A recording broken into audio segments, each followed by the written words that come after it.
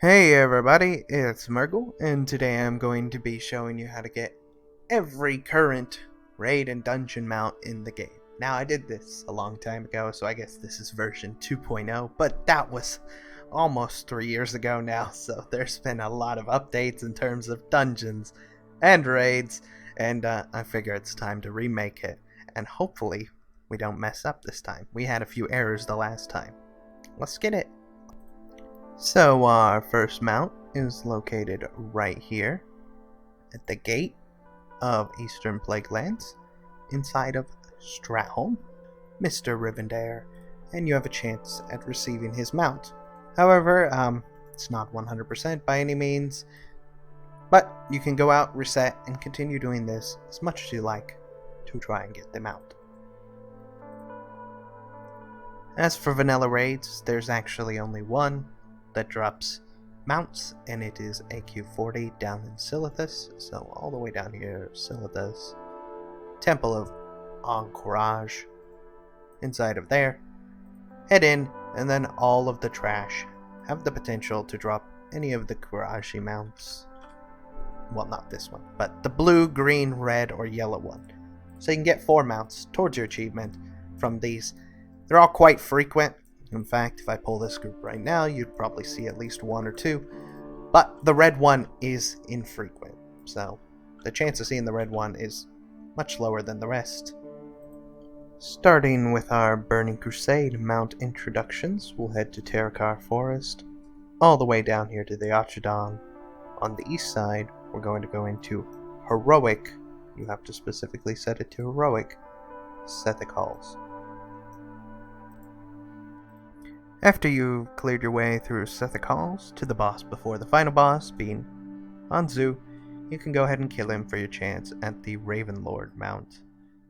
Again, being heroic, you only have 1 chance per day to get this, so if you don't manage to get it, you're gonna have to come back tomorrow, try again. Our next mount is on the Isle of Keldanas, which is way up here, but you actually get to it by taking the portal located inside of Chateau. Just take a portal, sends you here, and then boom, you're at the Isle. Now, make sure once again that you set it to Heroic before going inside, and then pop on in. After clearing your way to the end of the dungeon, you can kill old Kelthalos here, or Kelthus, and receive the White Hawkstrider. Now, a couple things worth noting. This is Heroic, so you will have to come back tomorrow. However, there's kind of a way around that. If it happens to be the Burning Crusade Time Walking, you can keep spamming Time Walkings and kill Kelthus for a chance at the mount every single time. Of course, it'll be a random Time Walker, but you never know. And you also work your way towards getting the extremely rare Infinite Drake, which, after 2,000 kills of Time Walking bosses, I have yet to receive still. But anyways, if you're not farming this as normal and going out and clearing the dungeon every day as a heroic, do not kill this pack of mobs or merely pull them with him, because it saves you from listening to his long RP. If you pull him before they die, you don't have to go through a long talk that he does prior to being aggressive to attack. It's a trivial amount of time, but it does add up over time. Never know how long you're going to have to farm for this. Anyways, let's move on to the next mount. Alright, for our first Burning Crusade raid, we're going to be at Karazhan. Now, do not confuse Upper Karazhan with Lower Karazhan, if that makes sense, because they did make the 110 version, which is this entrance over here, but for the level 70 version, you're going to walk in this bottom entrance next to the stone and head on inside. As for binding the boss in Karazhan, which drops the mount, it's very, very simple. You go inside, you go to the left, so you came in right here, and head right over here. You're heading to Midnight over there to kill Attuneman the Huntsman for a chance at the Fiery Warhorse. Now, seeing as this is a raid, you will have to wait for the weekly reset to come back and try again if you do not happen to get it. So, as with most mount farming, patience is the key, because you never know when you're going to get these things.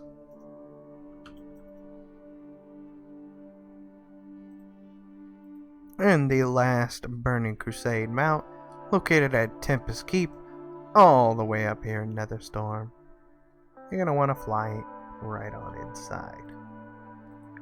And the mount from good old Tempest Keep hardly comes as a surprise to many, I'm sure, but drops off of Kalthus again, same guy that's hoarding your Sunstrider. It's the Ashes of Alar. Again, this being a raid, you will have to come back weekly if you do not happen to get it.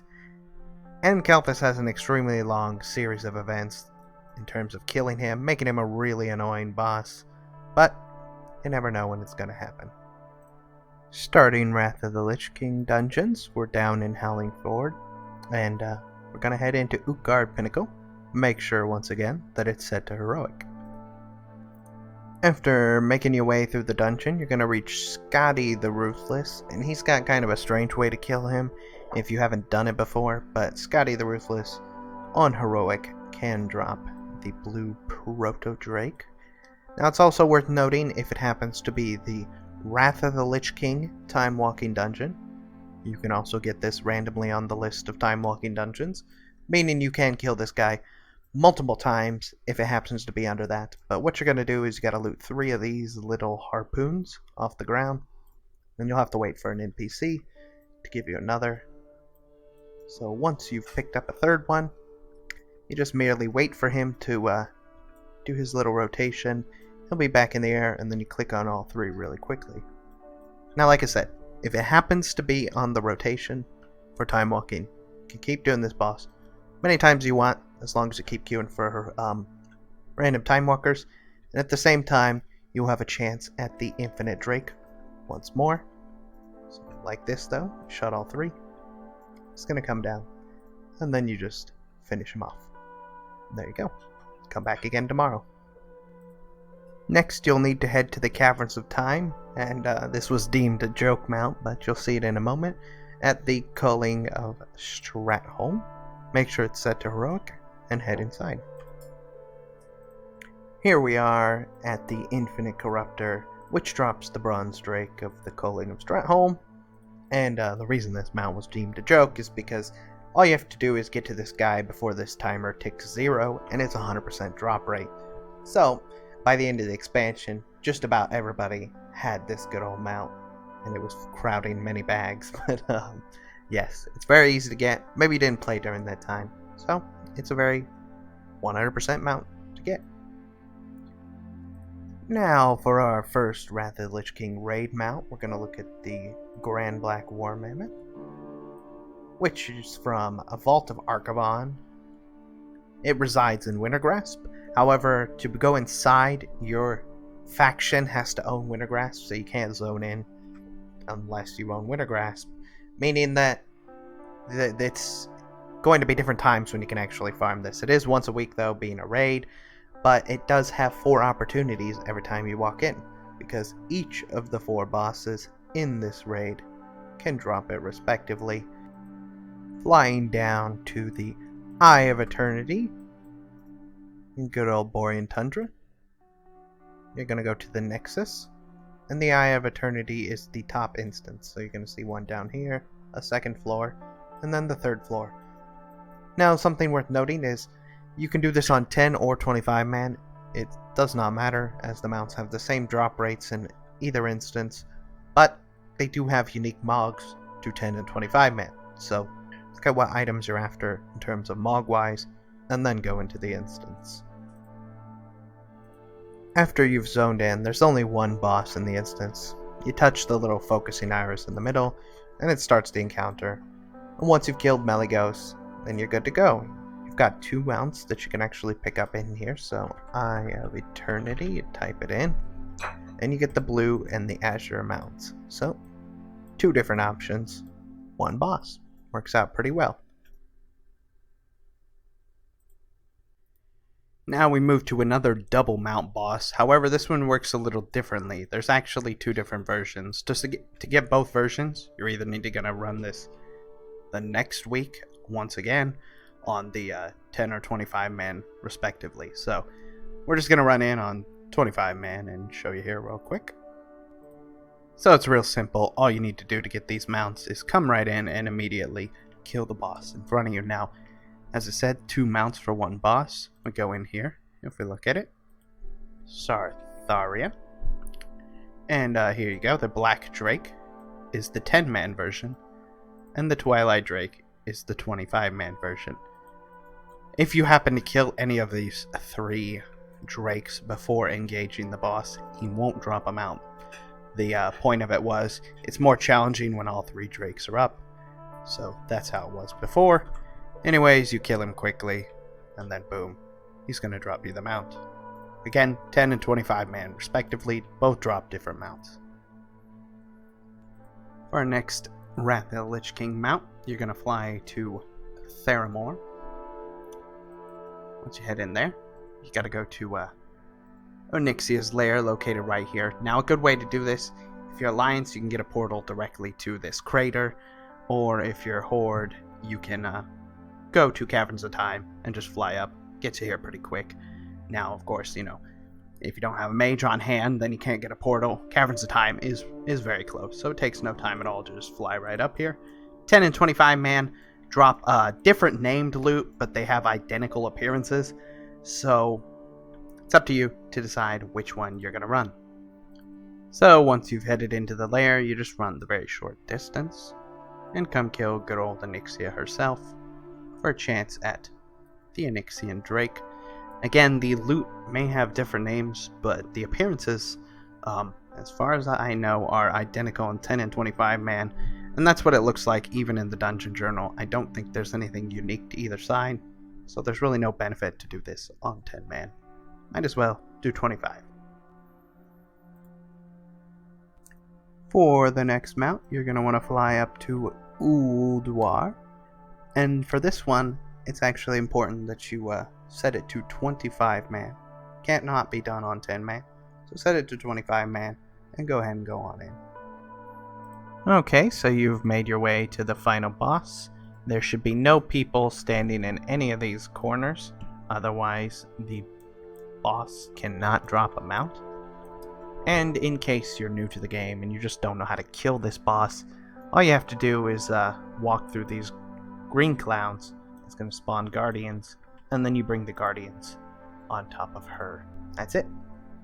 And then you can either get lucky and receive the Mimaron's head, or not. At one point in time, though, when Ulduar was current content in Wrath of the Lich King, it was 100% chance to drop. So, it was pretty cool back then. On to our last Wrath of the Lich King raid mount. We're going to head to Icecrown, and then into Icecrown Citadel. Once again, it is very important difficulty-wise that you set this. Not only does it have to be 25 man, it has to be set to Heroic. And the final Wrath of the Lich King mount drops off the Lich King himself, of course. The only invisible mount in the game. Boom. Right there. Again, this can only be done on 25 man Heroic. So if you do it on any other settings, you can't have a chance to receive the mount. But, yep, that's his loot. Starting the Cataclysm dungeon mounts, you can head down to Deepholm. And before you zone in, I would recommend having the add-ons NPC Scan and NPC Overlay, because by checking any of these blue spots, you may encounter the rare named Annex, which has a 100% chance to drop a mount as well. So if you're on a mount farm, seems like a win-win. You might stumble into it. It is a very long respawn time though. However, come down to Deepholm, head to this instance right here, which is on this side, about most of the way up of this big tower. So you're gonna fly pretty high, and the instance is Stone Core. And you can have the difficulty on normal or heroic, it doesn't matter. So this is one of the mounts you can farm consecutively. So once you've gone inside and reached the second boss, so right from the entrance to the second boss, encounter old Slabhide, drops the Vertria Stone Drake, and you kill him and try and get it. Now again, this can drop on normal or heroic, so if you're on normal, all you have to do is use this portal, go out, reset, and do it again. You can also do this during time walking, because this is one of the time walking dungeons. That way you're kind of multitasking. You can get them out, as well as the opportunity to get the Infinite Time Reaver. So it's a win-win either way. Heading over to Uldum, we can go to the Vortex Pinnacle, which is again another one that drops it on normal heroic, so if you choose to do it on normal, you can farm it consecutively, attempting to get the mount. So once you've arrived, just head on in. The Mount Dropper is the second boss in this dungeon, Alteris, and he drops the Drake of the North Wind. So we'll just go ahead and kill him, and then you may leave and reset to try again. And if I remember right in this dungeon, a nice quick way to leave is to merely jump off, and it should put you at the beginning of the instance, if I remember right. Let's just check here. Yep, beginning of the instance. You can head out, reset, do it again. Next dungeon actually has 2 mounts available to it. You gotta come down to Stranglethorn and to Northern One, and we're gonna head to Zul'Gurub.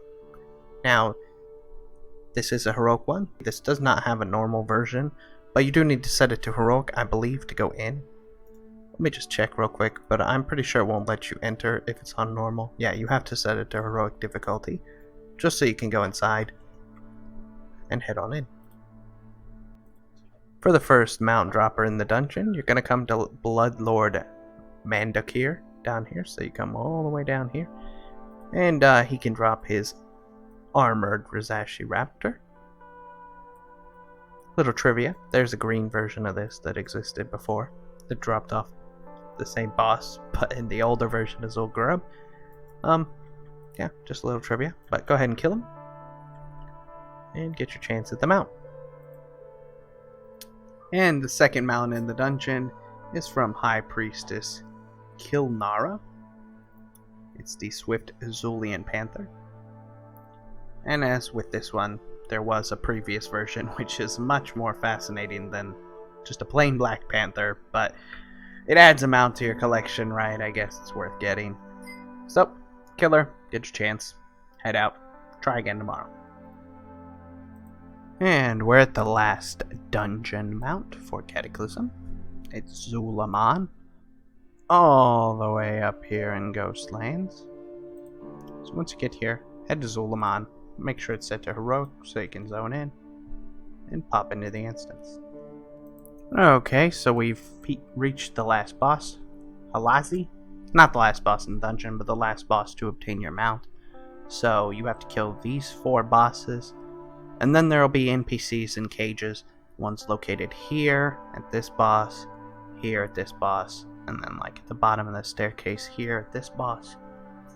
And you release those as you're killing each boss, loot the random junk they give you, and then finally kill this last boss, Halazi, and release the final prisoner over here. Name's Kasha. So this mount is 100%. It's the Amani Battle Bear. 100% it'll be in the bag once she breaks all these pots. The only reason it might not be in these bags is if you didn't make the timer, which is very simple to make nowadays, or if you took some weird pattern when killing these bosses, because I believe it puts them out in the last bag, regardless of what order you kill them in. So, if for whatever reason you decided to go to like here, and then came back here and killed this guy last, I think it would be in the NPC that he's protecting. It would be in his bag. But as long as you kill her last, this one last, it'll be in the bag that she finds. Okay, just gonna break one more vase. Should be this one over here with the bag in it. And then we'll get them out. But yeah, just kill him in this order. This one, this one, this one, this one. For him, the person's here. Him, person's here. Him, person is here. And then finally, kill this one. Come get your mount. Boom. There you go. For the first Cataclysm Raid, we're back in Uldum at the Throne of the Four Winds. As for difficulty, you can have it on Heroic, 10, 25 man, it doesn't really matter. You may as well do it on 25 man Heroic, just for more gold drops. So, go ahead and head on inside. The boss that drops the mount is Alakir. He's the second boss in the dungeon, but the dungeon is very short. You just have to kill 3 people on each of these, 1 person on each of these platforms, and then head to the middle and kill Alakir. As you can see, he's already dead, and he has a chance to drop this mount from his heart, the Drake of the South Wind.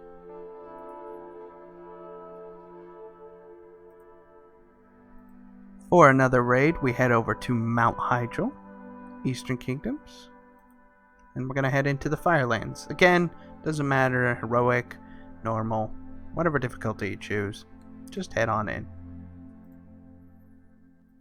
Coming up on our first mount dropper in the dungeon, Alice Razor. She drops the Flame Talon of Alice Razor. And as I said, it doesn't matter, 10, 25 man, heroic, non-heroic, whatever you feel like running this on. Now there is a difference in the loot color and such, so if you're after a specific Mog, might be more effective to run it on 10 man. Well, not necessarily, sorry. Might be more effective to run it on normal as opposed to heroic. And the second mount from the good old Firelands is off of Ragnaros himself. It is the Pure Blood Firehawk.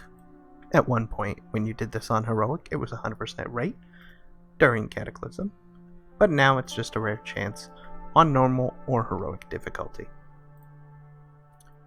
For the last Cataclysm Raid, we're going to head back to the Caverns of Time, and then you need to come over here to Dragon Soul. Now, 2 of the mounts in the raid, because this is a whopping 3 mounts from 1 raid, but 2 of the mounts do not require heroic difficulty. However, 1 does. So, if your main goal is mounts, then go ahead and set it to heroic. Our first mount in the instance comes from Altraxion right here. It is the Experiment 12B. I guess it doesn't technically come from him. It comes from the cache that he leaves behind right here. But this can be obtained on normal or heroic difficulty, so it doesn't matter which you decide to run on. But again, heroic's going to matter here in a second. Now I'm going to interject this in here real quick because for those of you that might not be used to soloing Dragon Soul, this might appear confusing, but to do the Spine of Deathwing solo, this is what you're going to do. Just kill 3 of these tentacles when you drop down real quick. And jump on here. And now we're going to wait for a bit. I'm going to speed this part up.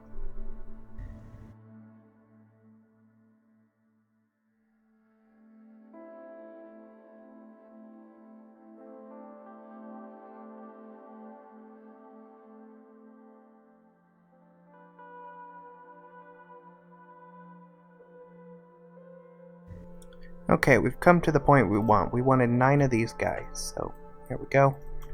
We're gonna kill them off, and now we gotta keep going back and forth, because what we're gonna do is kill this tentacle now, and it's gonna spawn an NPC.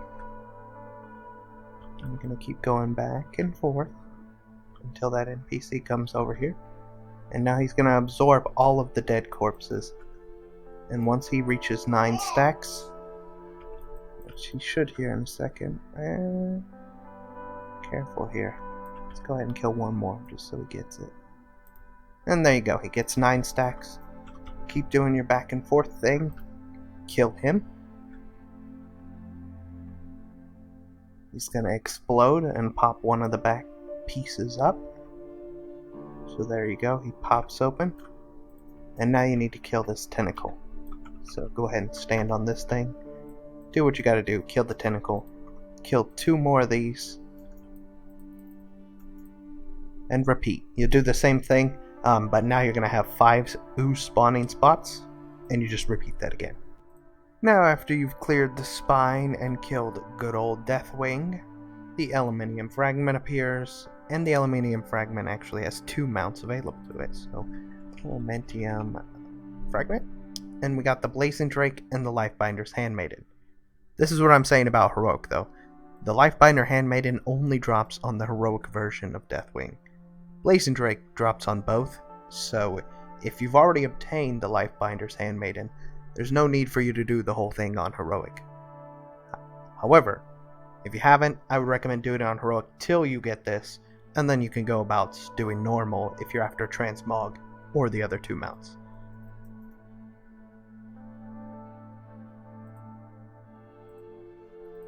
Now, moving to Mr. Pandaria.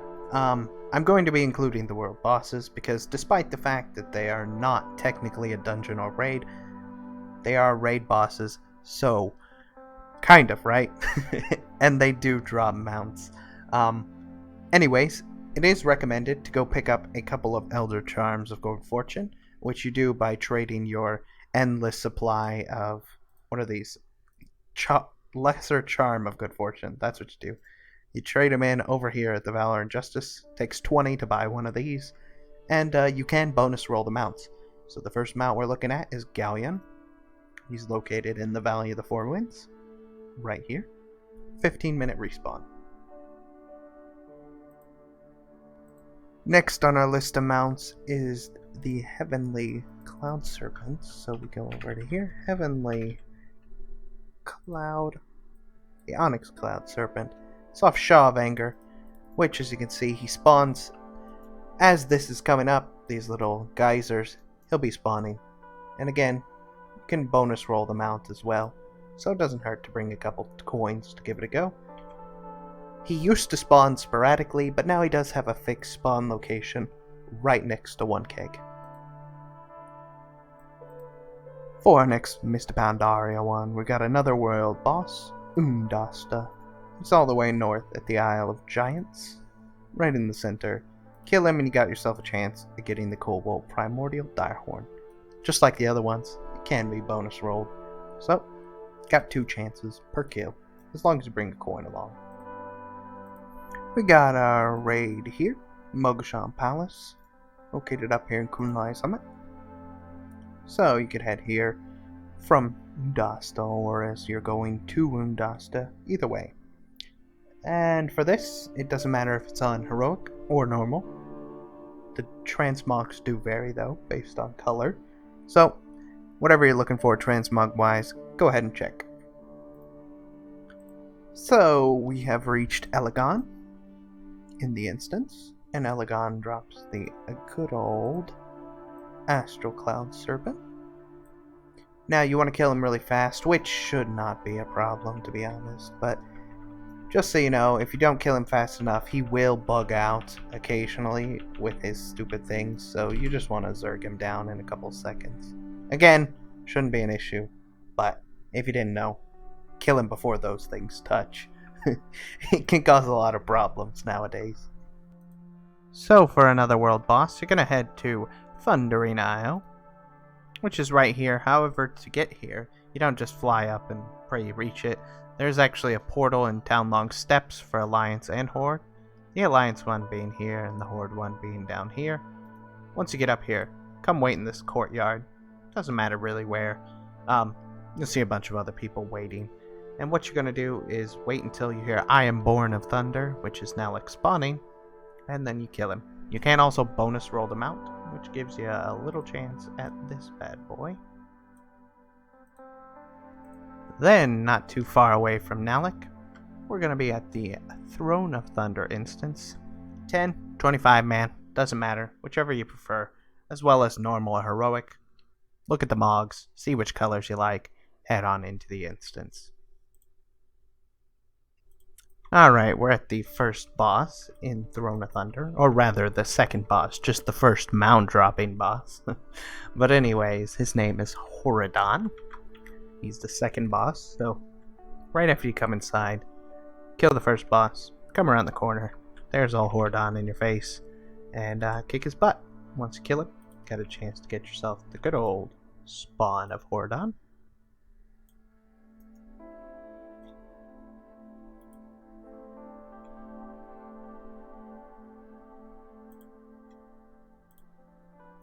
And the last mount in Throne of Thunder drops off Jakun. It's the Clutch of Jakun, which looks exactly like the boss itself. There you go. That's all the mounts in Throne of Thunder. Let's head to the next one. And for our last mount from a good old Mr. Pandaria, you have to come to the Veil of Eternal Blossom. Right here in the middle. Well, this is hardly the middle, but down this little ramp. Make sure the raid difficulty is set to Mythic, because this was the first time Mythic was introduced, so yes, make sure it is set to Mythic, because the mount can only drop on Mythic difficulty. So, the final Mr. Pandaria mount is from good old Garrosh. It's the Corcoran Juggernaut, dropping off only Mythic version. Used to be 100% during current content, but now it's just a rare drop. So I'm including this in the Warlords of Draenor dungeons and raids, because in a way it kind of is. And what it is when you complete a garrison invasion, you receive these good old packs. And if you get 1300 points, which you can well shoot over 1300, they can contain mounts in the Platinum, which is this one, and the Gold versions. So, open them up. And no mount received, but there are several different mounts you can obtain. So, let's look here. Invaders. You have 4 different mounts. 1, 2, 3, 4. Again, it's only in the Gold and Platinum bag cases, so you can do this once a week. And the way you get one of these is all you do is talk to your guy here. You tell him, hey, I want to do one of these random things.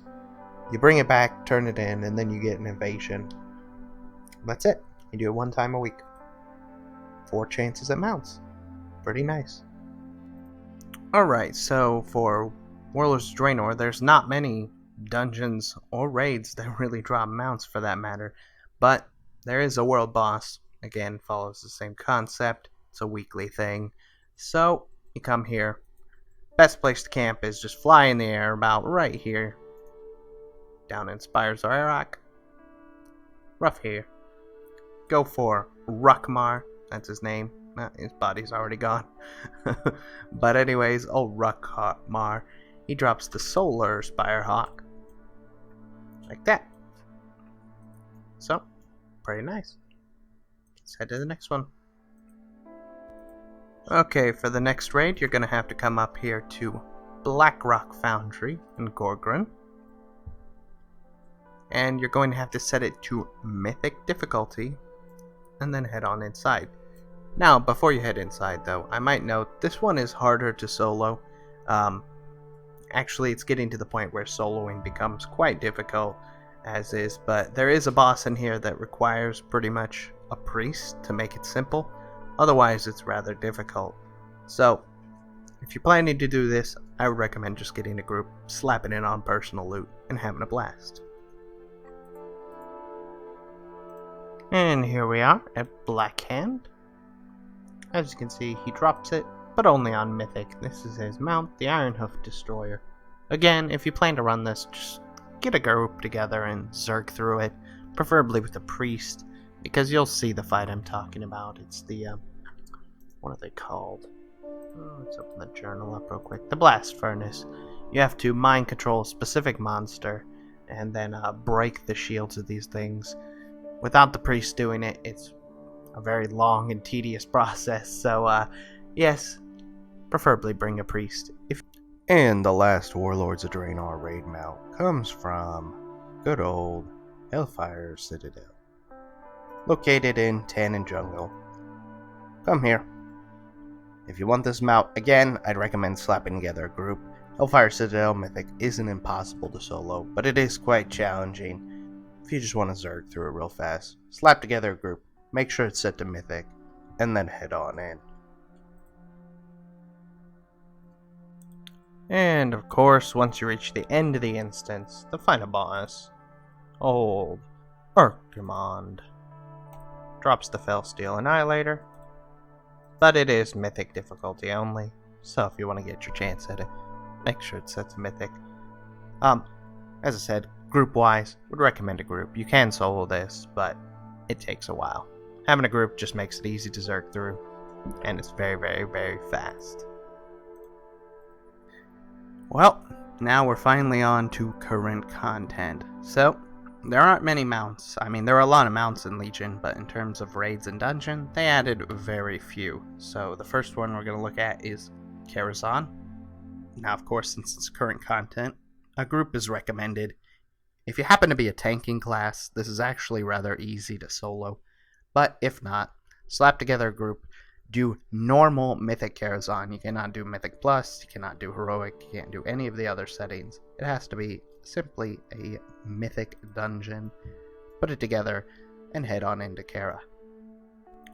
So here we are at the boss. It is Attuneman the Huntsman, and Attuneman drops his Midnight Rains.